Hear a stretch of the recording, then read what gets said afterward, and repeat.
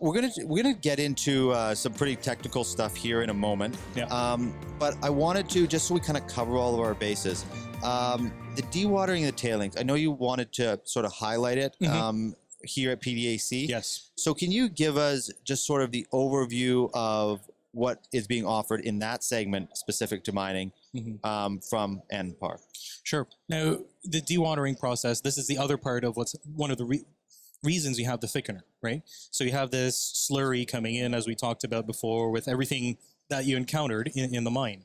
So the big process that they call that extraction, where you're adding in coagulant and you're forming all the flocks behind this, that whole thing is called dewatering.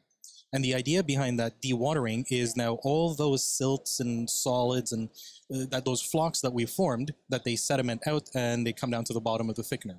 All of that waste is what they call tailings. Yeah. Now, tailings has always been looked at as the waste from the mining sites, mining projects, however you wish to term it. Now, earlier we were talking about the sustainability in mining. Now, the water treatment is one side of that sustainability that the mining industry has been leading with us, been at the leading edge in understanding how to do this and treat this water for the reuse. The tailings have kind of been forgotten in some ways. It's very understand how to create these tailings, how to store them in tailing ponds, etc.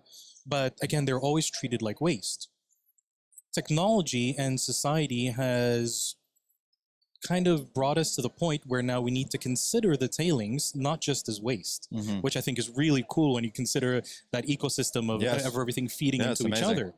And so these tailings, after all the water's been removed and treated and put back, either released, depending on where you are, like if you're in Alberta, we can't release the water from tailings ponds. Right. Legislation is in place for that to happen, but and there's added testing being put into this right now. That's specific to the oil sands. But that's specific to the oil sands, correct? Right. But when you're thinking about mining after the water's treated and reused and released where it can be, what's left is this tailing, and usually some kind of a solid type of material or a paste or what have you. Rare earth materials, crucial for where we're going as a society with technology. They're crucial to advance the technology and to commercialize the technology, manufacture, however you wish to term it. Technology has now shown us that we can take this waste, these tailings waste, look at them, and depending on where it's coming from, like if it's a gold tailing, you would not be able to do much with it because everything's been extracted from it. But in other areas of mining, rare earth materials can be extracted from some of these tailings. And where Anton Paar fits in with this is we have microdigesters. So you can sample this tailing, digest it, and this breaks it down into its constituent parts, run it through another instrument called an ICP, which Anton Paar does not manufacture, but they work together. And now you can see, I have XYZ in there.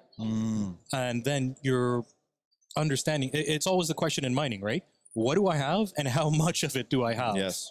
And that's where I think a lot, especially Anton Paar as an instrument manufacturer, fits in. But working with these tailings, I'm bound by NDA, so I can't go too deep into the process behind now you say that. No, I'm kidding. I'm kidding. Like I have to put the disclaimer on there. I can't go too deep into the process, but I can talk to it from a high level. You might have more disclaimers on your episode than any other guest. It's just going to be all everywhere, right? I don't think you're going to see any of this anymore. But so I won't go too deep into the process behind it, but I can as that frontline screening, you can use our microdigester to before it goes to the ICP or the elemental and analyzer behind this, or you can use another instrument of ours called an X-ray diffractometer. Ours is called the XR Dynamic 500. So again, screen the material to understand what the constituent parts are, understand the structure, etc. behind it, and whether it can go through that process.